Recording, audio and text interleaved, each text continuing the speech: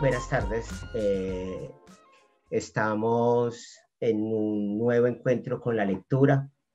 Hoy que es un día especial, que estamos con Luis Fernando Macías. Él es narrador, poeta, ensayista, autor de obras didácticas sobre la enseñanza de literatura de libros para niños. Fue miembro del comité de dirección de revista Poesía y fundador de la editorial El Propio Bolsillo. Fue el director del Departamento de Publicaciones de la Universidad de Antioquia y allí se desempeña como profesor en el área de literatura. Actualmente es codirector de la revista virtual Esteros y editor de la colección Palabras Rodantes. Hay que recordar que Palabras Rodantes es un trabajo mancomunado entre Confama y el Metro de Medellín, que saca 10.000 ejemplares cada vez que saca una edición, que es cada 2 meses.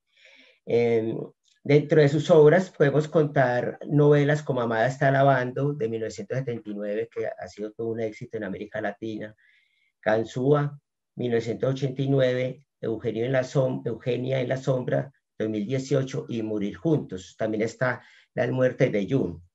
Pero sobre la poesía, que es lo que nos interesa hoy, tiene El jardín del origen, La línea del tiempo, Los contactos de Isabel, Los cantos de Isabel, Todas las palabras reunidas consiguen el silencio, Del barrio Las vecinas y Memoria del pez. Bueno, bienvenido, Luis Fernando.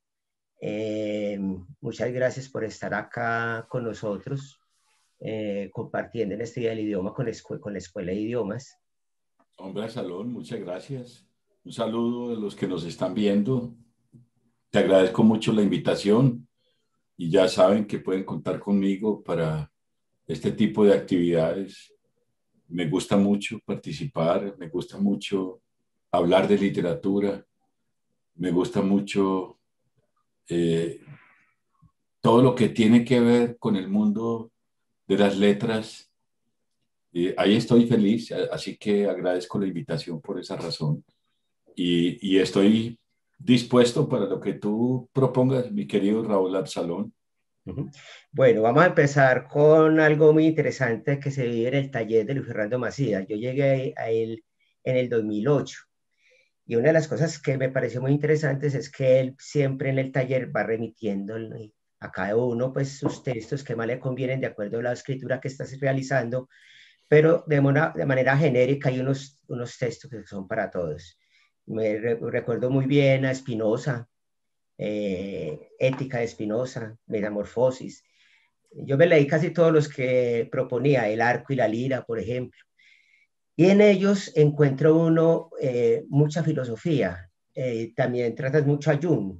Está la novela La muerte de Jung, donde da cuenta de estos asuntos que están ahí, que tienen que ver con el inconsciente colectivo, con el psicoanálisis. Entonces uno encuentra que hay una parte que tiene que ver mucho con el conocimiento, con la filosofía, y se congrega en este libro que se llama El libro de las paradojas. Ahí encuentra uno un gran pensamiento de filosofía. Uno de los libros que leímos, o que se estuvo leyendo en el taller, las Rubatias de Omar Khayyam, en la versión de Losada de Cristóbal de Camargo. Y hay una parte muy interesante, ese libro pues yo lo conseguí, está en la central, la versión de Losada que leímos en el taller, y hay una parte muy interesante porque Omar Khayyam era un científico también. Entonces dice, Cristóbal, dice, científico y poeta. A quien piense que hay incompatibilidad entre poesía y ciencia, diré que el sabio no puede dejar de ser poeta y que el verdadero poeta es siempre un sabio. Esa es una parte muy interesante porque precisamente Juan Ros, uno de los poetas que también conoció Luis Fernando Macías aquí en Medellín, que es un bibliotecólogo en términos colombianos de las ciencias de la información. Juan Ros, poeta argentino, tiene un libro que se llama, obviamente sus poesías están en poesía virtecal y tiene mucho de filosofía. Entonces, sobre Juan Ros, sobre el asunto de la poesía, y de la filosofía, él plantea lo siguiente. El hombre ha sido tercamente burlado y partido.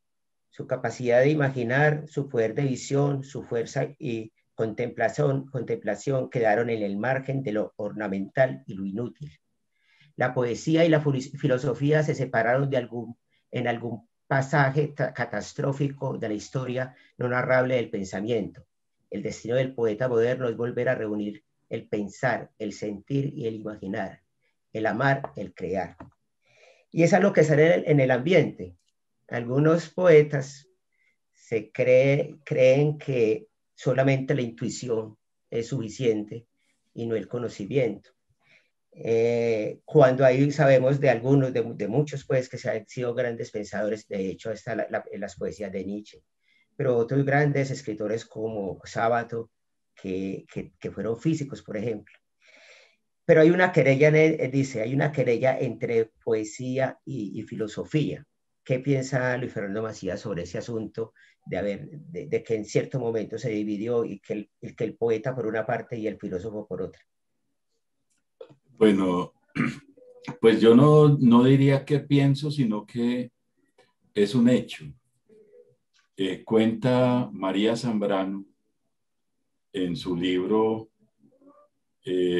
Filosofía y Poesía, o tal vez es en otro de sus libros, cuenta que en un principio el poeta era el que respondía a las grandes preguntas del hombre a través de los mitos. Entonces el poeta era como una especie de sensibilidad que percibe la respuesta a la pregunta fundamental a través de la imaginación y a través como de la percepción intuitiva. Y entonces el poeta tenía respondidas esas grandes preguntas a través de los mitos. Y dice María Zambrano que llega un momento en que dice que con Tales de Mileto el hombre se plantea que esas respuestas son fantásticas, que no son producto de la relación causa-efecto, que hay que volver a hacerse las preguntas iniciales y responderlas con razones lógicas. Es decir, que la razón se formule esas grandes preguntas y las responda. Eso da origen al pensamiento filosófico y da origen también al pensamiento científico, porque entonces ya no es lo que se tiene por revelación de los dioses, sino lo que se establece como verdadero. Entonces dice María Zambrano muy hermosamente que en ese momento el hombre volvió a la ignorancia originaria, a la ignorancia de antes de las primeras respuestas, y que empezó un camino tortuoso de la construcción de un sistema de explicación del mundo sustentado en la razón. Más adelante, tal vez unos 3 siglos después de Tales de Mileto, creo, 3 o poco más, un poco menos, Platón se pregunta qué lugar ocupa el poeta en en el orden de la ciudad. Y dice, ningún lugar, el poeta estorba, va para afuera. Entonces Platón expulsa al poeta de la ciudad y deja como el gestor del orden de gobierno al filósofo. Y a partir de, digamos que de esa tradición, ha habido siempre, a lo largo de la historia, eh, quienes se ponen del lado del poeta y quienes se ponen del lado del filósofo, quienes se ponen del lado de la intuición y quienes se ponen del lado de la razón. Lo cierto es que eh, el hombre, a partir de cierto momento, cualquier explicación mítica de las preguntas fundamentales sobre la existencia queda totalmente descartada y solo queda establecido como si dijéramos la religión de la ciencia, es decir, lo religioso, lo mágico, lo intuitivo no tiene ningún valor, tiene valor lo científico. Hoy en día la mayoría de la humanidad entera se rige por,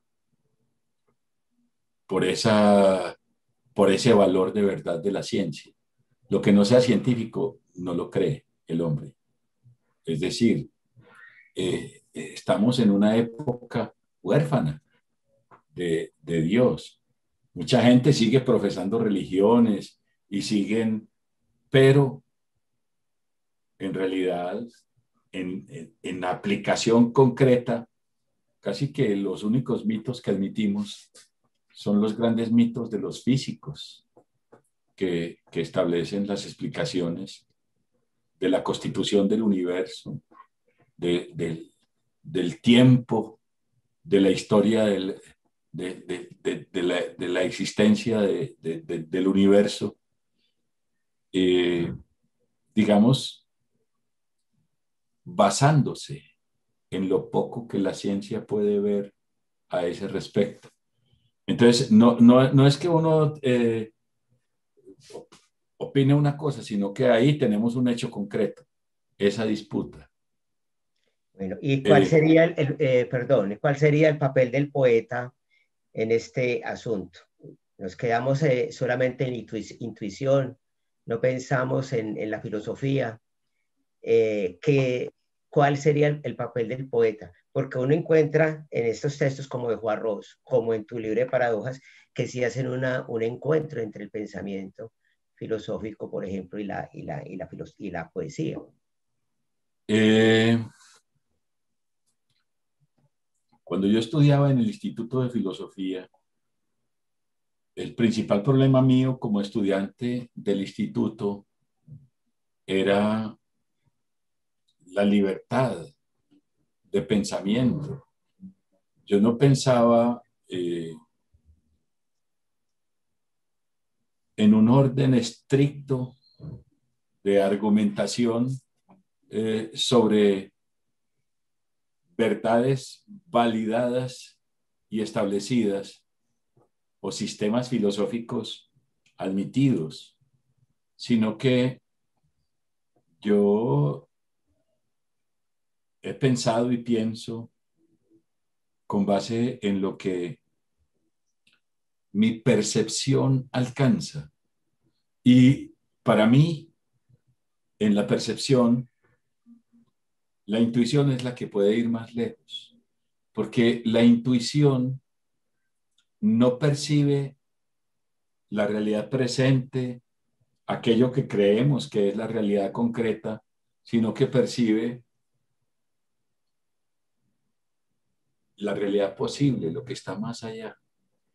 Y además, pues yo he sido educado en los cuentos populares, lo que llaman los cuentos de hadas, donde las explicaciones son mágicas. Entonces a mí me queda muy difícil pensar racionalmente. No es que no haga uso de la razón, lo que pasa es que la razón me parece muy limitada. Entonces, yo en el Instituto de Filosofía era un estorbo, alguien que no juega las reglas que corresponden. Entonces, yo como filósofo, no, yo soy más bien del pensamiento mágico, del pensamiento intuitivo, de la percepción que va más allá de lo meramente explicable, y además he sido, digamos, educado en la concepción de lo inconsciente, que no tiene nada que ver con la razón, es lo contrario. La razón es la conciencia, la luz, el inconsciente es la oscuridad, la sombra. Entonces, las nociones para mí válidas y en las que busco espacio de comprensión es en el inconsciente personal y el inconsciente colectivo. Entonces, yo no puedo pensar como filósofo, yo pienso como algo muy distinto. Yo creo que o aspiraría o quisiera o me gustaría que, que, que mi pensamiento, como que se entendiera mi pensamiento como poético, como la búsqueda de la belleza, pero no a través de la verdad establecida, sino a través de lo verdadero, es decir, de la búsqueda de decirse a uno a sí mismo la verdad, de asumir la vida con la integridad de quien no se miente, aún fantaseando. Yo creo que la fantasía, como el sueño, son hechos. Ujú. Entonces, ese es como mi lugar más bien. Yo diría que filósofo ni fui buen alumno en el instituto. De milagro me graduaron, pues. Ujú.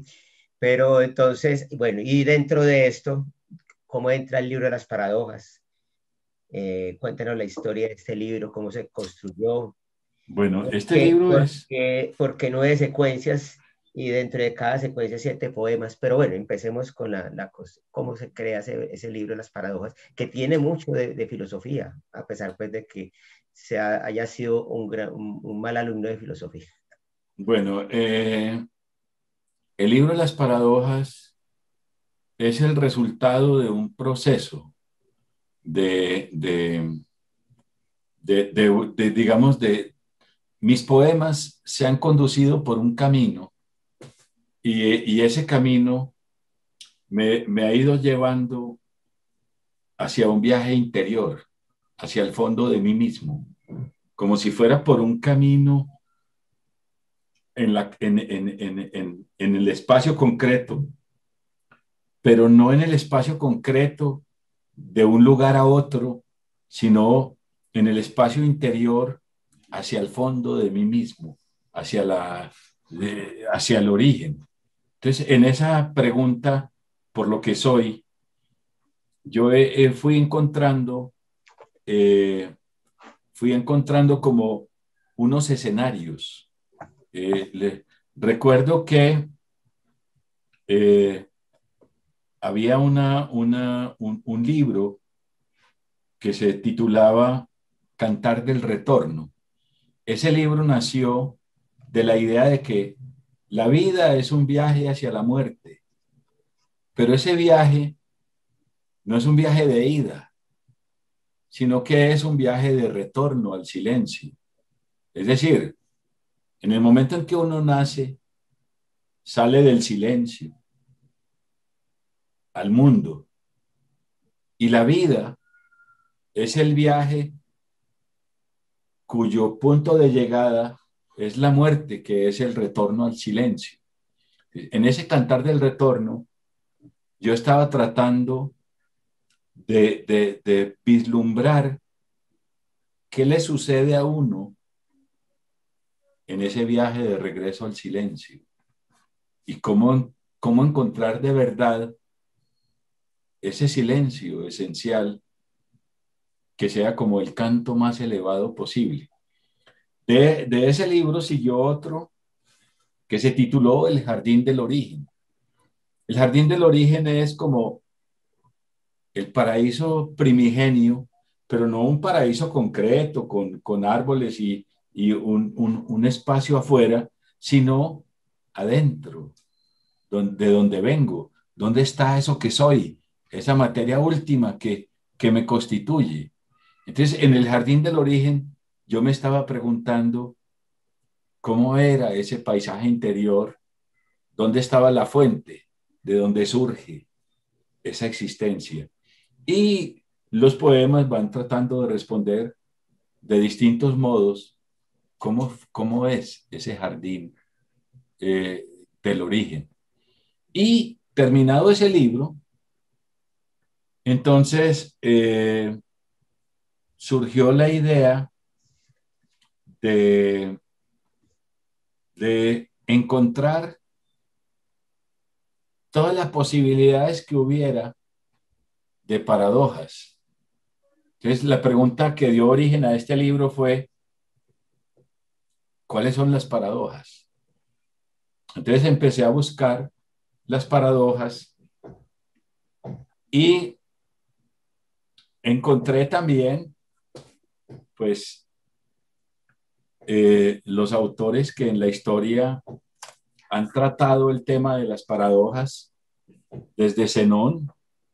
Recuerden la famosa paradoja de Zenón, de Aquiles y la tortuga, eh, Pitágoras, San Agustín, Galileo, Paracelso, Spinoza, Einstein, Jung, Russell, de Grave, Borges.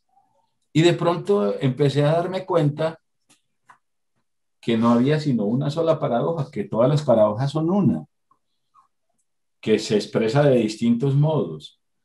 Después me di cuenta que Bertrand Russell, que había hecho un estudio especial con todas las pretensiones científicas de las paradojas, llegó a esa misma conclusión. Entonces, en la búsqueda de las paradojas, yo fui encontrando las parejas de oposición y fui haciendo un poema por cada una de esas paradojas.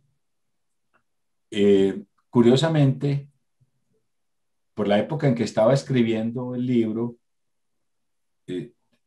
tuve la necesidad de hacer unas pinturas, de dibujar unos cuadros y empecé a dibujar. Yo no sabía dibujar, no sabía pintar.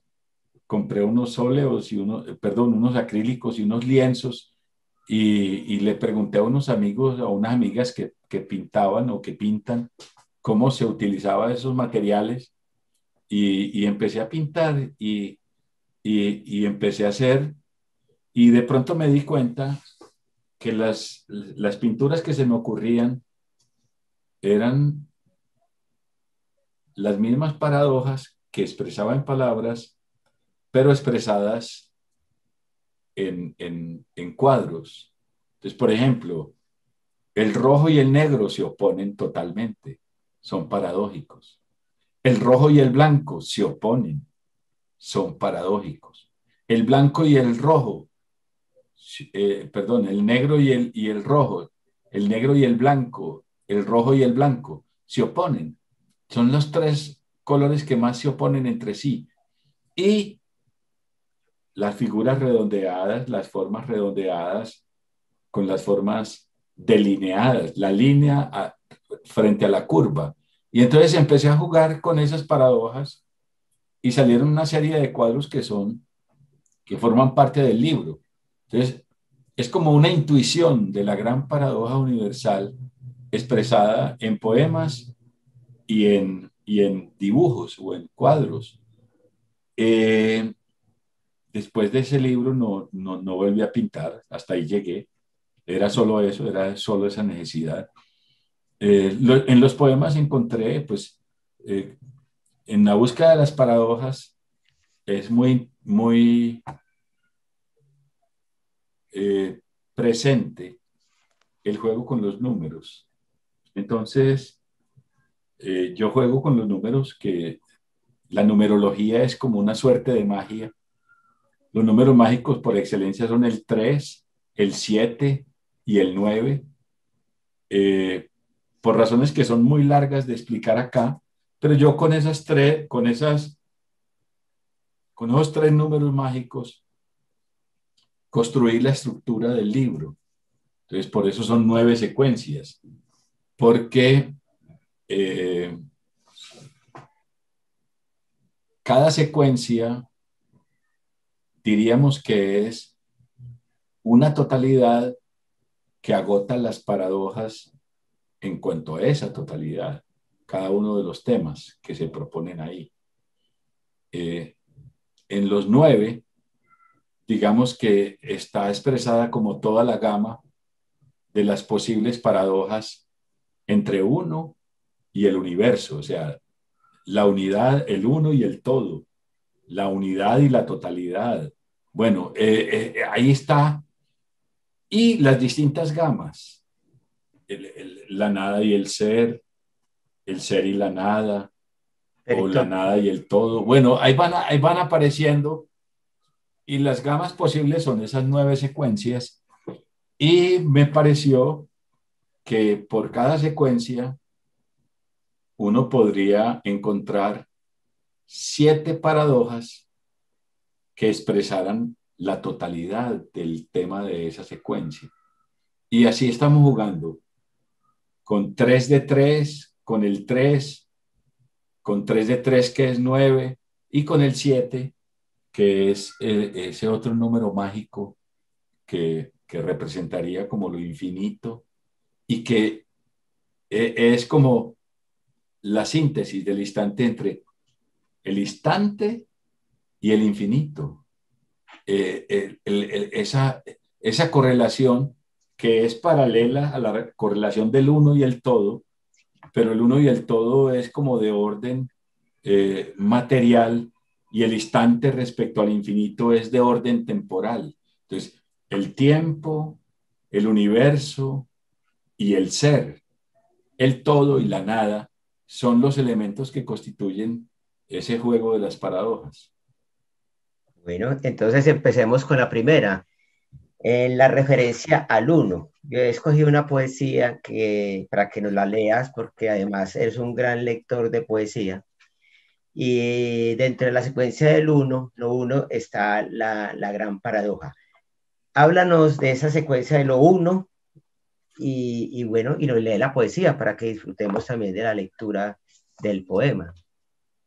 Bueno, lo uno es, por supuesto, el comienzo, el principio, la unidad, lo primero de todo, lo uno. Eh, Ahí comienza todo. Se puede decir el uno, pero lo uno se refiere, digamos, a todos los campos. Por ahí empieza, porque es de la unidad cómo se empieza a desarrollar lo otro de la unidad que es la dualidad. Entonces, del uno se desprende el dos, o de lo uno se desprende lo otro, y lo otro es dos, y de dos, en forma natural, sigue el tres, y el tres es ya el comienzo de la totalidad y es el comienzo de un orden diferente, por eso el tres es número mágico. Leo entonces la gran paradoja que dice Gran así, paradoja. la gran paradoja, vida y muerte se sustituyen. La cópula integra vida y muerte. En el instante, los antagónicos coexisten. En la vida simple se persiguen. La búsqueda es la vida y el hallazgo, la muerte. Ahí está lo que hablaste del origen y cómo vamos desde casi que de la nada y desde el origen en búsqueda vamos hacia la muerte. Bueno, hablemos de la segunda paradoja, lo que es el uno y el universo, el uno y el universo. Bueno, ahí estamos entonces entre la relación de lo individual con lo universal, lo simple con lo complejo. lo uno con la totalidad, la unidad con la totalidad. Entonces, mira que es muy, inmediatamente después de lo uno, viene la relación de lo uno con el todo. Por eso la segunda secuencia es uno y el universo. Curiosamente, ahora que mencionaste a Sábato, hay un libro de Sábato que es un libro de ensayos que se titula así, Uno y el universo. Y yo lo leí hace muchos años y tengo como plan volverlo a leer porque lo leí muy muchacho y seguramente cuando lo leí eh, se me escapaba la comprensión de muchas de las ideas de Sábato en ese libro y quiero volverlo a leer, inclusive leerlo a la luz de esta secuencia, de la relación de uno con el universo. Esa es como una preocupación eh, que siempre he tenido presente, como eh, qué tanto el individuo es una síntesis del universo, como todo lo que sucede en el universo, que es exterior a nosotros, sucede en el individuo. Pero digamos que este libro me llevó a la comprensión de que la idea que tenemos del universo no es una cosa que podamos ver hacia afuera. En realidad es algo que vemos dentro de nosotros. La idea del universo es una idea interior. Nosotros no tenemos la capacidad de abarcar con ninguno de nuestros sentidos, ni con la vista, ni con el tacto, ni con el olfato, ni con el oído, la totalidad del universo. Luego, el universo es una imagen que tenemos, pero dentro de nosotros. Es decir, en realidad, el universo está dentro de nosotros, no tanto afuera como creemos. Todo lo que creemos como el universo afuera, en realidad es una imagen que tenemos adentro. Es probable que esa imagen sea diferente para cada uno. Luego, el universo no es uno solo, sino que hay tantos universos, lo cual es una gran paradoja como individuos. ¿Cómo así? Eh, es paradójico. En realidad el universo, que es infinito, es una idea del individuo que es finito. Y eso es, no solo es divertido, sino hermoso. Y es el poderlo imaginar permite como una sensación de libertad y de alegría. Eh, yo siempre estoy en ese juego y de alguna manera eso me entretiene y me hace feliz. Bueno, vamos a leer entonces en la cifra del misterio, porque ahí sí habla de lo infinito y de lo finito, que es el hombre, ¿cierto? Pero una preguntita, una pregunta no, una nota. Las personas que quieran ir haciendo sus preguntas por el chat en YouTube, por favor vayan poniendo su nombre y ponen lo que quieren bien preguntar, que al final de que terminemos la parte de la poesía, de estas secuencias, entonces les daremos entrada para que Luis Fernando nos responda alguna de las preguntas que el público tenga. Entonces, adelante, Luis Fernando, en la cifra del misterio. Listo, Absalón. En la cifra del misterio, lo infinito solo cabe en lo finito, puesto que la suya es una idea del hombre finito. Lo infinito del hombre es su alma, tan inmensa en el pequeño individuo como en la totalidad de los hombres. El uno y el todo equivalen en los caminos del alma. Por el sendero del viaje interior se vislumbra el alma colectiva sin hallarse nunca. Inconcebible, inabarcable, en la cifra del misterio. Bueno, ahí nos respondiste en parte. Sí, obviamente habría que leerlas todas porque ya nos daría pues más esa completitud. Obviamente esto es un incentivo para que entren en este libro que hay que leerlo como le gusta a Luis Fernando, como inclusive en el taller nos decía. El poema no se puede leer un libro de poemas en una sentada. Cada poema requiere su tiempo. Leer el poema lentamente, escribirlo. En los talleres se escriben los poemas. Se escribe y se lee y se entiende uno a la vez, ¿cierto? Así como los tangos. Tercera secuencia. Lo otro. Ese me hizo acordar del asunto del ser y la nada de Sartre. La mirada del otro, ¿no? Esa mirada de ese otro que nos pone en evidencia muchas veces y que debemos tener en cuenta. Aquí hay un poema que se llama Deducciones, pero háblanos entonces de esa tercera secuencia, lo otro, y leemos Bueno, luego Deducciones.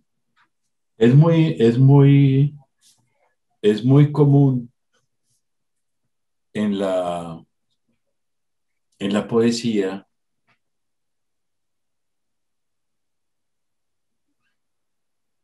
como la búsqueda de aquello que no se entiende, de aquello que no se alcanza, de aquello que no se ve. Inclusive es una palabra muy linda para referirse a eso que está en el escenario de lo incierto, de lo indefinido, que es la otredad. Respecto a la luz, lo otro es la sombra. Entonces, cada cosa tiene aquello que es el otro lado. Y hasta la luna tiene la otra cara de la luna. El hombre tiene la idea de que solo ve una cara de la luna y que del otro lado está la otra cara. Y, y ofrece como la idea del misterio, de lo desconocido. Así como lo otro del día que es la noche, así el escenario sea el mismo, está la noche le da un carácter diferente y tiene un sentido diferente. Entonces, inmediatamente se habla de lo uno. Obligatoriamente hay que pensar en lo otro. Si pensamos qué es lo uno, tenemos que preguntarnos qué es lo otro. Esta secuencia, la tercera del libro, entra en la indagación de qué es lo otro. Ahí está la pregunta. Y cómo eso se puede expresar en 7 paradojas. En realidad, cada libro tiene, cada poema, cada paradoja, se compone de varias paradojas. Casi que cada par de versos o cada estrofa del libro es una paradoja diferente, que en el fondo es la misma y que se resume en la idea de lo uno y lo otro. Vamos entonces con el poema Deducciones. Deducciones, sí. Así como de uno sigue dos en forma natural, de lo uno se desprende lo otro como necesario. Pero así como lo uno es lo visible, la luz de los días en el paraíso, lo otro es lo desconocido, cuya manifestación aturde, aterra. Bueno, ahí queda ese poema. Y queda para que sigamos pensándolo, ¿cierto? Pero mira que aquí es muy bonito, muy interesante porque dice lo otro, eso que aterra, eso que está allá en la sombra, la claridad, la sombra. Pues hay veces el asunto del inconsciente es muy interesante porque está en uno, hay veces la claridad en la conciencia. Hay un poema de Benedetti muy bonito que dice de ese momento que es para cantarnos las verdades y no llorarnos las mentiras. Como que hay cierta claridad. Y nos dice a la vez pues que en el inconsciente hay una parte oculta, que en sombras que no conocemos, que debemos ir al analista a ver si de pronto eso resurge y bueno, y podríamos conocer esa parte en tinieblas que no conocemos de nosotros mismos. Es muy interesante este asunto. Ahí está lo del aterra, ¿no? Lo otro, lo desconocido. Pero Correcto. también está la otra parte, las identidades. Y el otro, no ya como lo que aterra, no como lo diferente, no como lo desconocido, sino la identidad con el otro, ¿no? Porque ves que nos encontramos con el otro. De hecho, por eso estamos acá hablando de poesía y de pensamiento, porque nos encontramos con el otro, porque nosotros nos identificamos con ciertas personas, hay ciertas identidades donde tenemos unas cosas en común. En términos de Heidegger, nuestro mundo, nuestro propio mundo, el mundo de la poesía donde ahí estamos ciertas personas ahí rondando. Bueno, cuéntanos de identidades, que es la cuarta secuencia. Bueno, mira que después de haber hablado de uno, uno y el universo, lo otro, entonces viene no la separación, sino la reunión de lo uno y lo otro, de el uno y el otro. ¿Dónde se reúnen? ¿Qué los une? ¿Qué los hace? ¿Qué los vuelve a juntar? Entonces viene las identidades. ¿Qué nos identifica? ¿Cuál es, dónde estamos de lo que está allá? ¿Dónde lo encontramos incorporado a nosotros? Mira que hay una, si se quiere, una lógica muy precisa en el desarrollo de las secuencias del libro. Después de las tres primeras secuencias, es obligada esta cuarta secuencia, identidades. La comunión, la reunión, no tanto la comunión, sino cómo veo allá lo que hay acá. Cómo se equiparan y se identifican. Esa sería entonces esa secuencia. No sé cuál poema escogiste en esta secuencia para que leyéramos. Entonces, la de la secuencia de identidades, entonces tenemos eh, continuidad. Bueno, mira que cuando se habla de identidad se está hablando de la noción de espejo, de verse uno afuera, identificarse. Eh, en otros planos distintos a la imagen misma, sería la continuidad. La identidad sería la continuidad. Entonces, veámoslo en la paradoja, continuidad. Entre luz y sombra no hay oposición, sino continuidad. Allí donde se interrumpe la luz, empieza la sombra. De igual modo, presencia y ausencia se implican y no es su disyunción la que constituye lo uno, sino su conjunción. A la reunión de lo uno y lo otro podemos llamar identidad. Bueno, mira que en el fondo hasta es muy sencillo lo que los poemas están diciendo. No están diciendo nada que no se desprenda de la pregunta que nos ocupa en cada uno de los poemas. Ajá. Y también, pues, ahí hay una parte pues, esencial que vos has enseñado en el taller y que siempre está dentro de lo que es el ámbito de la literatura, y no en la oscuridad, sino más bien que ser muy claros y que un poema, inclusive esos grandes poemas que están tan bien hechos, es porque parecen tan simples y tan sencillos que uno dice, esto yo lo hubiera pensado también, ¿cierto? Que el otro sienta que se sienta parte de ese asunto. Vamos con la otra, con la quinta secuencia, que son las oposiciones.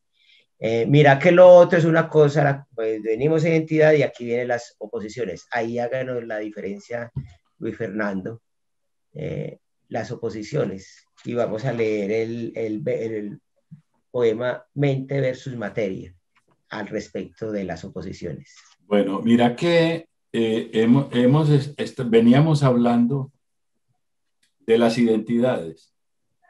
Lo contrario de las identidades son las oposiciones. Entonces, digamos que entre una secuencia y la que sigue, también está operando el mismo juego de la paradoja. Ir de un asunto al opuesto. Entonces, las oposiciones, si se quiere, se oponen a las identidades. Se pensaría en un principio que es así. Por supuesto, lo que uno logra concluir, yo supongo que también en la lectura, yo lo concluí en la composición de este libro, supongo que en la lectura también se llega a la misma conclusión.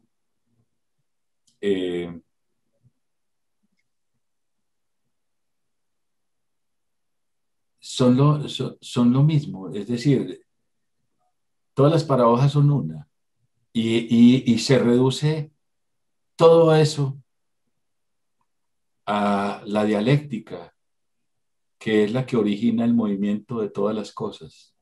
Si no hubiera esa oposición, si a una cosa no se le opusiera a otra, entonces no habría movimiento, todo quedaría quieto.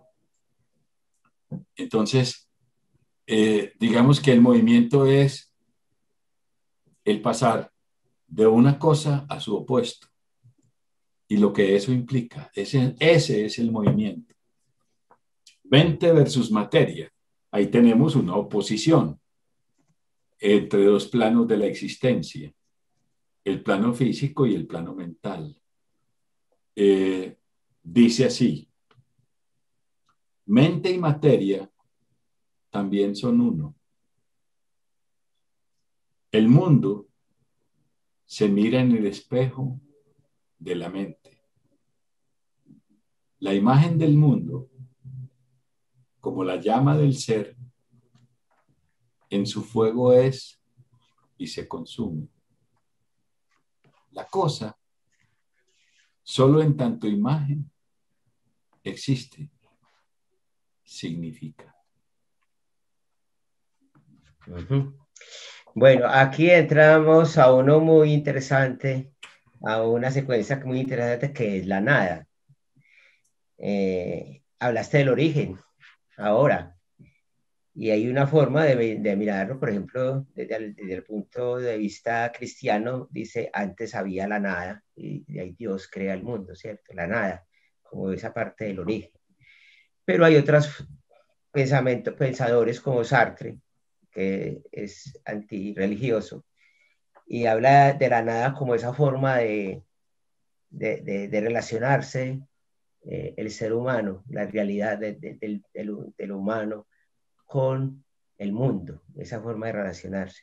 Parece que la nada tiene que ver es con la conciencia, o sea, casi que es un asunto humano, ¿cierto? Eh, y dice Sartre que somos faltos, las personas somos faltos de ser. Como somos faltos de ser, entonces buscamos ser, ¿cierto? Y él habla de dos formas, a través del hacer y a través del tener. Pero bueno, entonces es muy interesante porque vos aquí en la nada, pues que hablemos de esto, lo que estoy diciendo, habla de una parte muy interesante en el poema del vacío, la nada y esa relación con el vacío. Y en el vacío hablas de la ausencia, una persona que ya no está, como nuestro gran amigo Jairo Alarcón, que está la ausencia de Jairo Alarcón, que ya se nos fue. La ausencia, muy interesante. Hablemos de esta secuencia de la nada y podemos hablar del vacío para que leas el vacío. Bueno, voy a leer el vacío. Eh, pues esta secuencia de la nada tiene poemas como Abismos, Vacío, El silencio, Tiempo y sentimiento, Desocultamiento y aparecimiento. Mira que ahí hay un juego de pasar de una paradoja a la que le sigue inmediatamente. Y cuando se habla de nada, pues la primera imagen que se le ocurre a uno para comprender lo que significa nada es el vacío. El vacío se puede mirar desde muchos puntos de vista. Eh, una cosa es, como vos decías, el ausente. El ausente es el que estuvo y ya no está. Nos queda su vacío, el vacío que deja. Ocupaba un lugar, pero ya ese lugar está vacío. Eh, lo mismo respecto al sonido. El silencio es la ausencia de sonido. Sin embargo, es curioso, pero el silencio también es un sonido. De pronto uno está oyendo algo y desaparece eso que estaba oyendo, es decir, aparece el silencio y ese también es un sonido. El vacío también es un algo. La nada también es un algo. Pero ¿cómo concebirlo? ¿Cómo tener una idea en nuestra mente racional? ¿Cómo tener una idea de nada? Es muy difícil. En el libro de los viajes o de las presencias, Fernando González, en algún momento del libro, habla de, de que en francés hay distintas palabras para designar la nada, el vacío. Entonces, eh, llega inclusive a la expresión neant. Él dice que una cosa es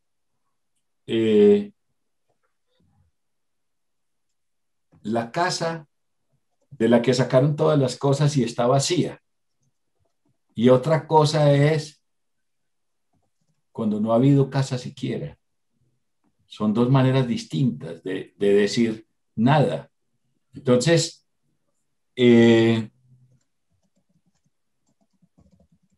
entre presencia y ausencia, por eso se trata del libro de los viajes o de las presencias, él dice que la gran presencia, Es decir, lo que nosotros entenderíamos como la divinidad, la presencia total, sería el Neant.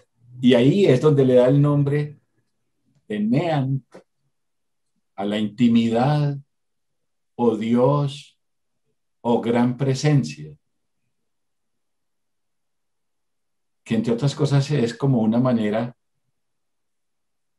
de llamarlo nada en nuestros términos. Entonces, digamos que en la idea de o en la búsqueda de la idea de la nada,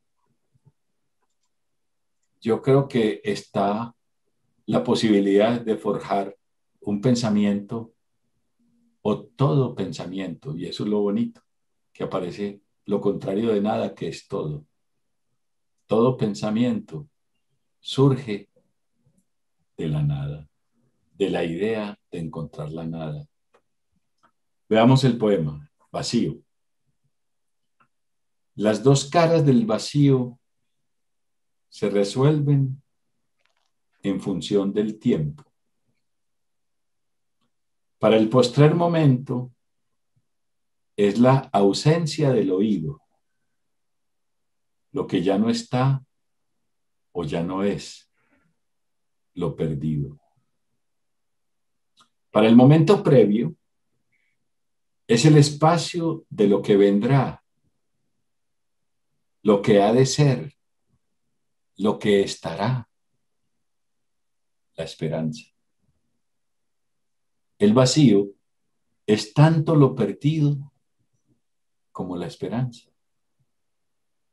En función del tiempo, los opuestos alternan su dominio.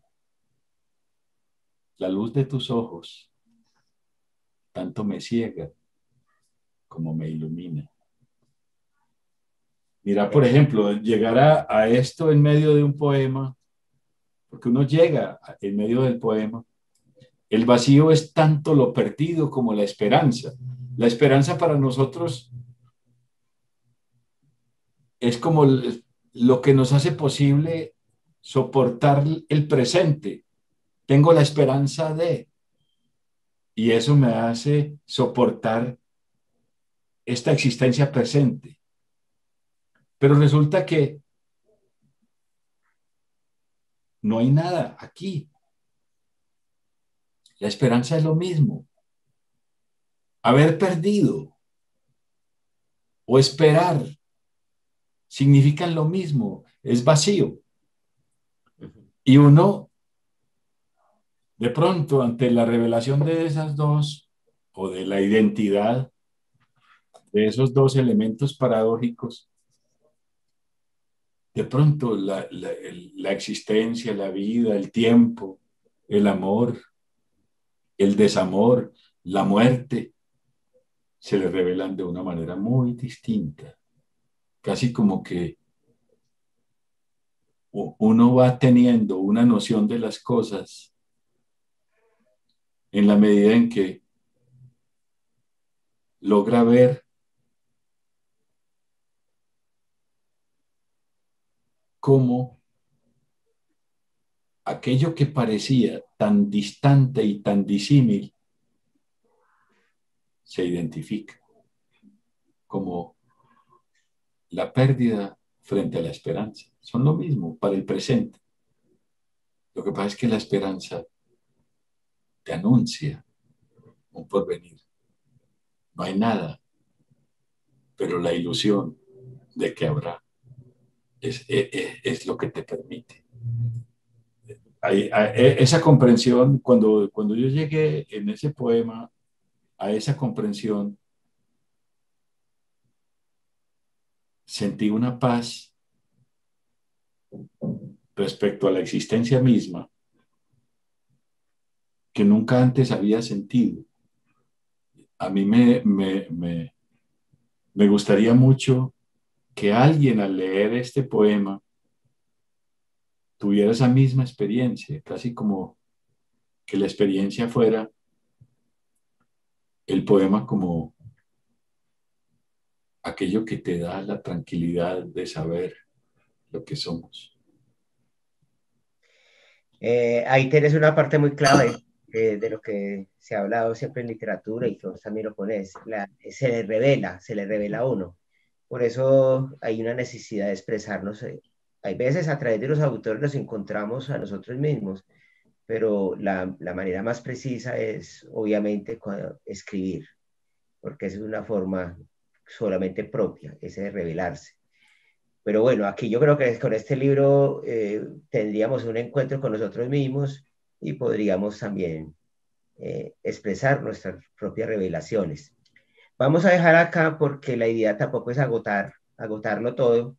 El libro se deja ahí como una forma de, bueno, aquí para que las personas tengan sus inquietudes, para que se entren en él, para que lo lean y lo relean, porque es un libro para leerlo y releerlo. Hay mucho en este libro, tiene un contenido impresionante. Y por eso lo trajimos acá hoy, que es el día del libro, hoy que es el día del idioma, pero sobre todo el libro, que nos interesa tanto y que es nuestro mundo.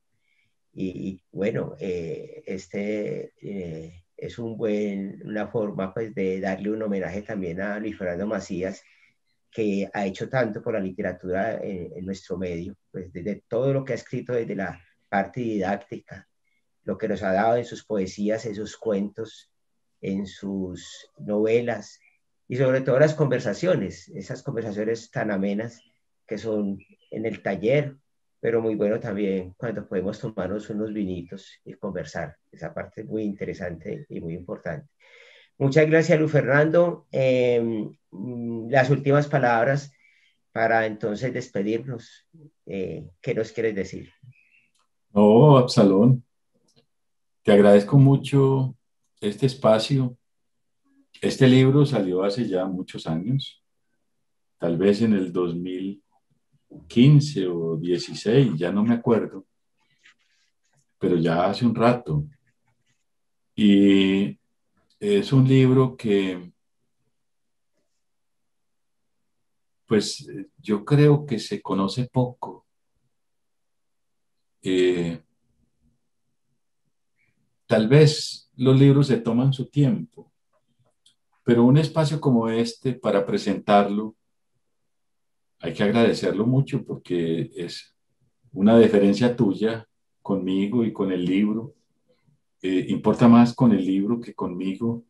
Es un regalo que me haces poder compartirlo con la gente, con el que quiera. Pues uno escribe y publica para que se acerque a los libros quien considere oportuno, sin irrespetar, sin mortificar a nadie, con la esperanza de que encuentren lo que uno ha encontrado en esos libros al concebirlos y de que les hablen al oído a los lectores y de que se establezca un diálogo ahí eh, como para pensar lo que somos y para asumirnos en el mundo.